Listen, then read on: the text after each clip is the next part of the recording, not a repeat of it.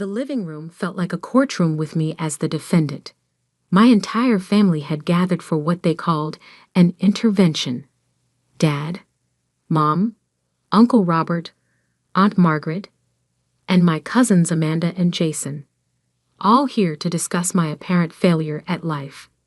Olivia, Dad began, holding what looked like prepared notes. We love you. But we can't stand by and watch you destroy your life anymore. At 31, I was apparently still young enough for family interventions about my choices. I shifted uncomfortably in the chair they'd positioned in the center of their judgmental circle. Dad, I appreciate the concern, but... Let us finish, Mom interrupted. We've all agreed someone needs to say what we're thinking. What they were all thinking. I looked around at faces that should have trusted me, should have known that a double MIT graduate might understand her own career path. Your cousin Amanda just bought her third investment property, Uncle Robert announced, gesturing toward his smugly smiling daughter. Real success. Real future. And Jason made junior partner, Aunt Margaret added. Real money, contributing to society. Real money. Real success. The irony was suffocating. Olivia, you're 31, Dad continued, consulting his notes. You live in a one-bedroom apartment most people would consider substandard. You drive a 10-year-old car. You dress like... He searched for diplomatic words. Like someone who's given up on professional appearances. And you're alone, Mom added, voice breaking. No husband, no children, no prospects. What kind of life is that? The kind of life where I'd spent 8 years developing breakthrough gene therapies that could revolutionize treatment for genetic diseases. But they only saw the surface. The modest apartment, the old Toyota, the discount store clothes. We know you think you're working on something important, Dad said, but be realistic. How many people actually make it in biotechnology? How many PhDs spend their whole lives chasing funding that never comes? If you just listen to what I'm actually... We have listened, Aunt Margaret cut me off. For years, we've heard about genetic therapies and revolutionary treatments. But talk doesn't pay rent, Olivia. Dreams don't put food on the table. Uncle Robert leaned forward in his wise businessman pose. I've been in real estate 25 years. I know success. Success is financial stability, professional recognition, social status. What you're doing, he gestured dismissively. This isn't success. This biotech thing isn't working, Dad declared. Time to face facts. This biotech thing, 8 years of 18-hour days, groundbreaking research, and patents that would reshape medicine, reduced to this biotech thing. We have a plan, Mom said, producing a folder. Uncle Robert has pharmaceutical sales connections, good pay, advancement opportunities, using your science background. Pharmaceutical sales, I repeated flatly. Respectable career, Aunt Margaret nodded. My neighbor's daughter does very well in medical devices. Beautiful house in Westchester. And Amanda knows nonprofit people, Dad added. Lots of opportunities for someone with your education to make a real difference while earning decent money. Make a real difference by implementing someone else's vision instead of my own groundbreaking research. Most importantly, Mom said, patting my hand, you need to start building a life that makes sense. You can't spend your 30s like your 20s. What's wrong with my 20s? You isolated yourself. Work over relationships. Lab time over social time. Look what everyone else accomplished. I looked. Amanda, successful in real estate, married to a hedge fund manager she couldn't stand. Jason, climbing corporate ladders at firms that helped pharmaceutical companies avoid liability for problems I was solving. Uncle Robert, measuring worth by square footage and car logos. It's time to be practical, Dad continued.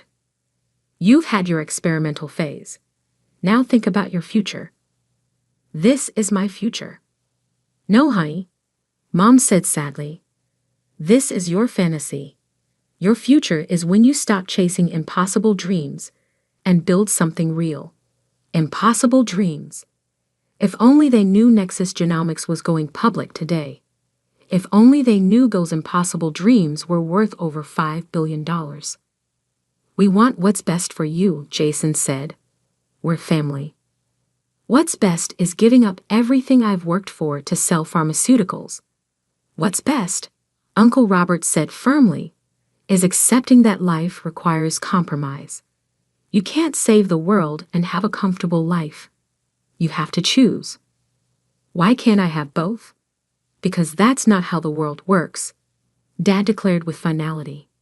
The world works through practical decisions and realistic expectations.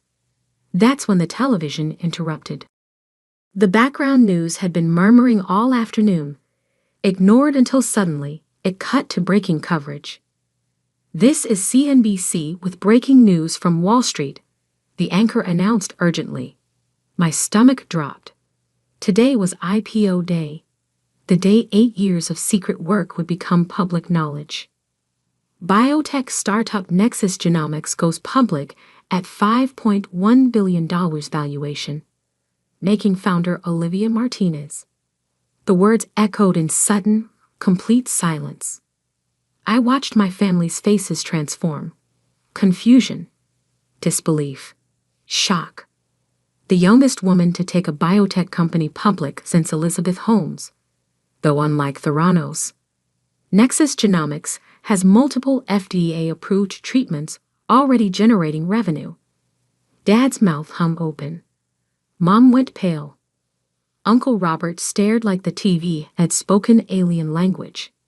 Martinez, who holds a controlling 68% stake, is now worth an estimated $3.4 billion, making her one of the wealthiest self-made women under 40. The silence was deafening. Clock ticking. Someone's stomach rumbling. My heartbeat thundering.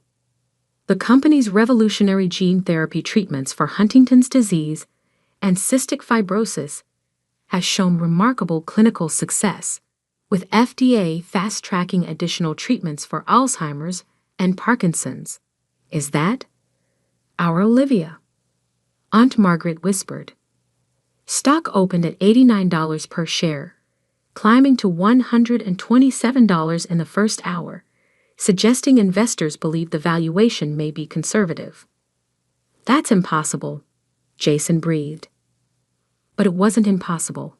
It was 8 years of work I'd kept secret, dreading this exact moment when they'd realize everything they thought about my life was wrong. Martinez founded Nexus Genomics 8 years ago in her apartment after leaving Harvard Medical School. The company has developed proprietary gene editing techniques revolutionizing treatment for genetic diseases. Dad turned to me, face mixing confusion and awe. Olivia? Are they talking about you? I nodded, voice failing. The IPO makes Martinez the 14th richest woman in America and youngest billionaire in biotech. Forbes has reached out about featuring her on their Breakthrough Innovations cover. You're a billionaire, Mom whispered. $3.4 billion, apparently. Cheers erupted, everyone talking at once. But your tiny apartment, your 10-year-old car, Target clothes. How is this possible?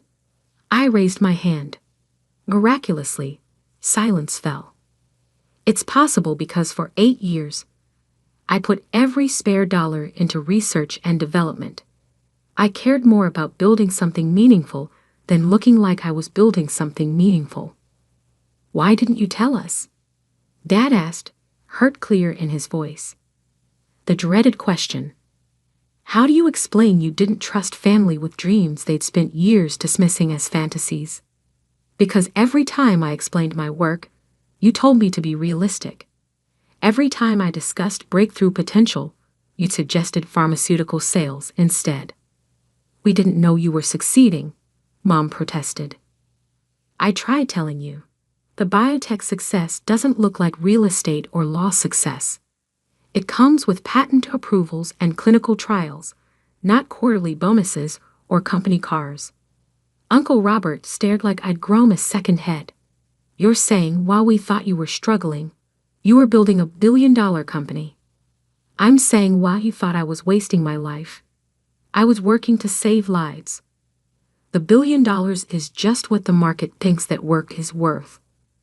But your apartment, Amanda started, costs $1,200 instead of $4,000, letting me put $2,800 monthly into research equipment.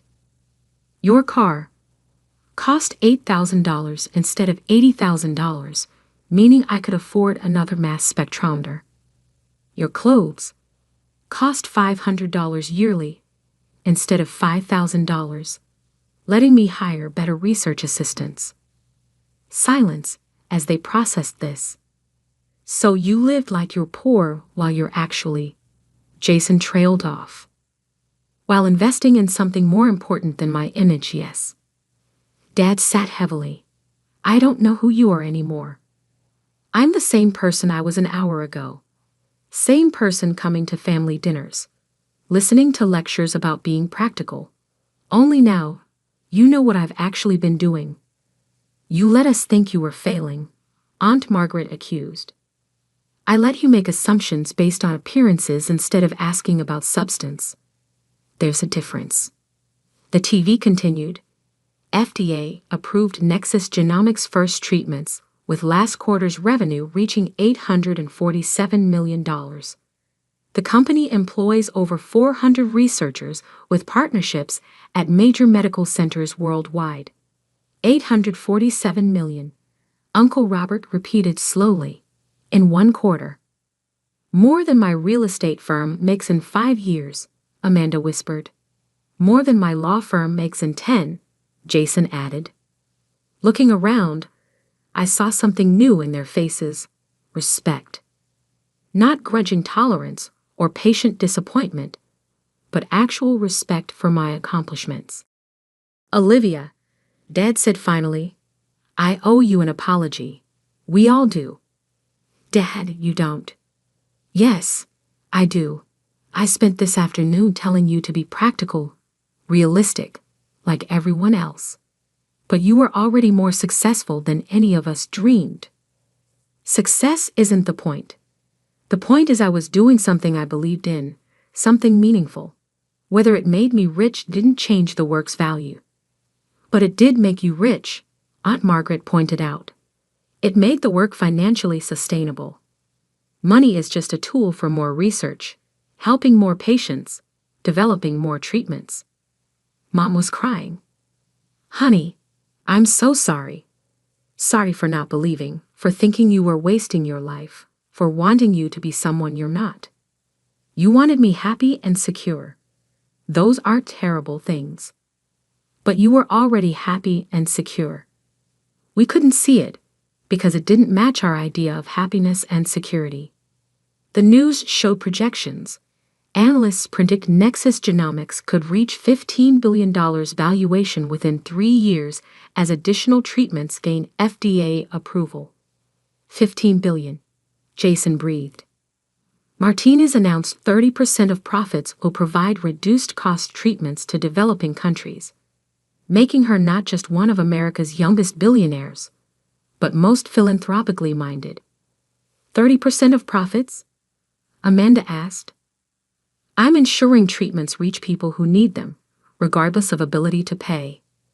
What's the point of curing genetic diseases if only wealthy people afford the cure? Uncle Robert shook his head. I don't understand you. You could live like a queen, but you're giving money away and living in a tiny apartment. I'm living exactly how I want. Perfect apartment for my needs, work I love, ability to help people who need it. What more could I want? A husband? Mom suggested hopefully. Children? Social life? I laughed. I'm dating someone wonderful. Now a researcher who understands why my work matters.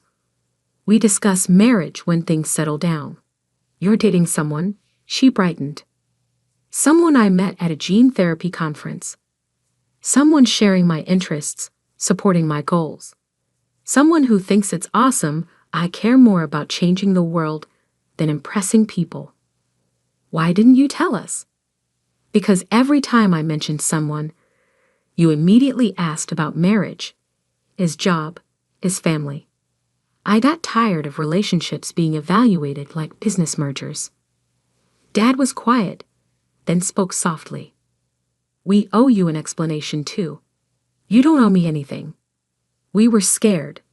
Scared you were too smart for your own good, too idealistic, too willing to sacrifice practical concerns for abstract principles. We've seen brilliant people fail refusing to compromise. We wanted to protect you, Mom added.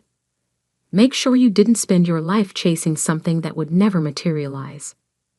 We thought we were helping, Aunt Margaret said, teaching important lessons about how the world works. But we were forcing you into a mold that didn't fit, Uncle Robert admitted, trying to make you successful in ways that made sense to us, instead of trusting you to succeed in ways that made sense to you. I felt tension I hadn't realized I'd been carrying finally release.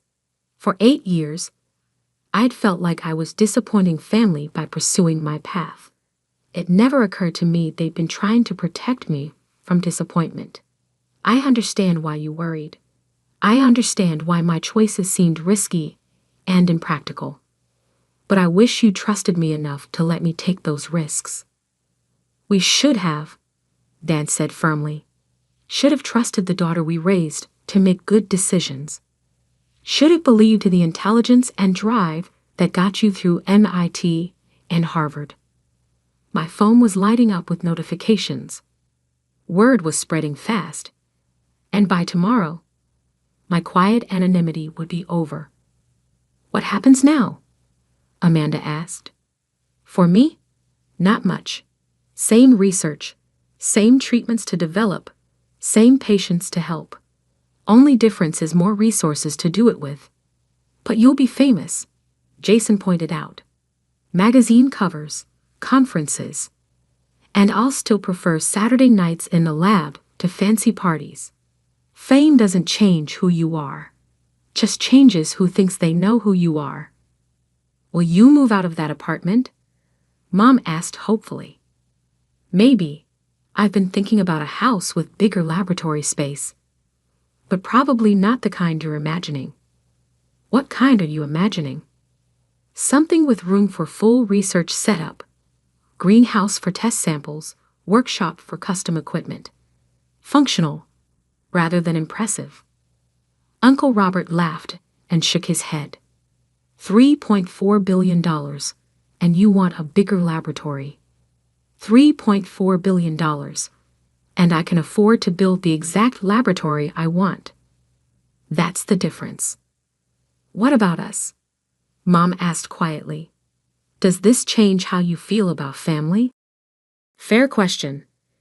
Part of me was angry. It took public success announcement for them to take me seriously.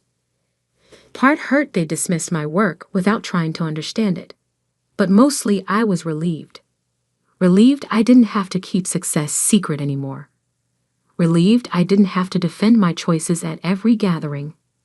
Relieved we could finally have conversations about my work without career change suggestions.